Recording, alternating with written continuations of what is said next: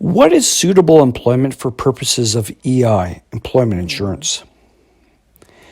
As a claimant, you are not expected to seek or accept employment that is not suitable.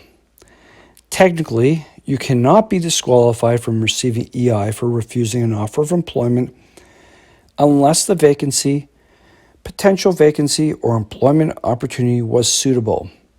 Pursuant to the Employment Insurance Act, Section 27, Sub 1, Sub A and B, and as defined in Employment Insurance Act, Section 6, Sub 4, and Employment Insurance Regulation 9.002.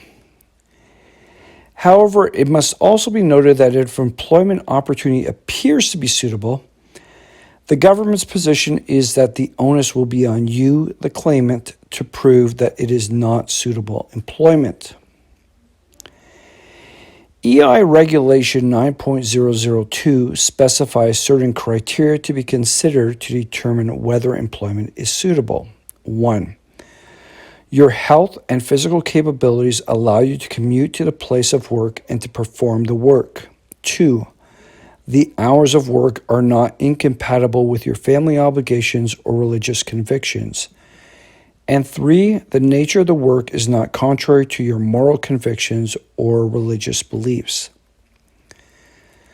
The federal government further elaborated on the EI regulations in an effort to assist individuals in the determination of what is considered suitable employment for purposes of EI, employment insurance, including 1. Personal circumstances.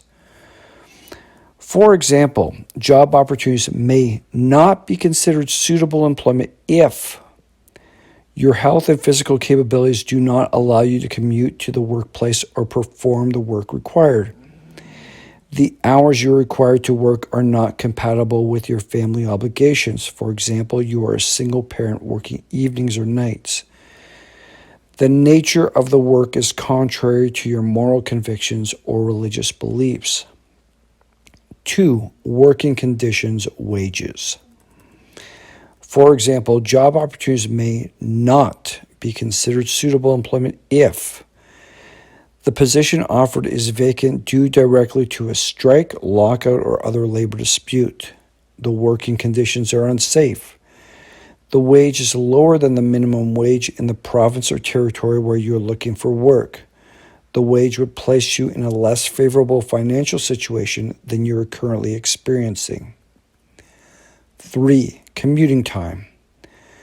For example, job opportunities may be considered to be suitable employment if the workplace is within an acceptable commuting time when taking into account your previous commutes and the average commuting time in the area where you live.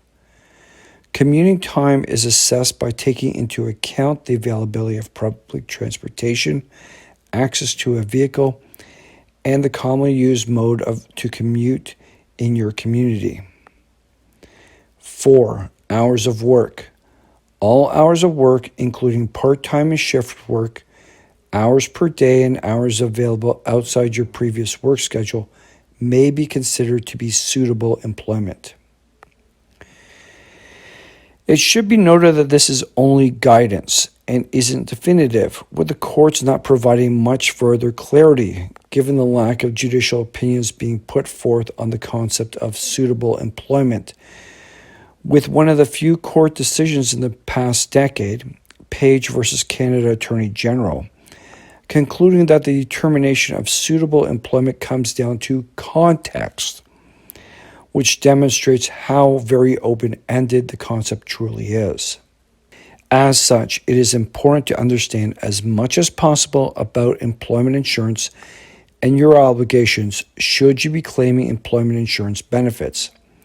Furthermore, you need to explore your other legal aspects when your employment has ended, because there are other legal avenues that far too many Canadians fail to look into and have thus lost out on money that they were legally entitled to.